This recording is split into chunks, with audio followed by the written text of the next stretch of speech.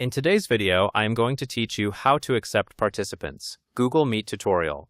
To begin, open Google Chrome. If you already have Chrome open, you can just switch to it. This step matters because Google Meet works best through a modern browser, and Chrome makes it easy to see the prompts clearly when someone is waiting to enter.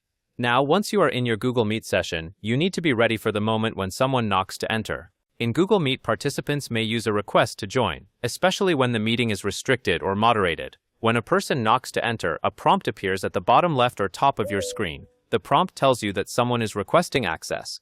Next, you will click Admit to let them in. When you click Admit, you are essentially approving their entry request. You can think of it as granting permission at the right time without having to manually adjust settings or refresh the page. After you admit the participant, you should see them join the meeting. Depending on your view and meeting layout, their name or video tile may appear in the meeting grid. Sometimes you may decide not to allow a request. That is normal, especially if the meeting is private or if the request is unexpected. In that case, click Deny to block them. Deny stops that participant from entering the meeting. If you are teaching or presenting, accepting or denying requests promptly helps keep the meeting orderly. To finish, repeat the same approval process for any additional people who knock to enter. Each time you see that request prompt, you will have the same two options, and that covers everything you need to know.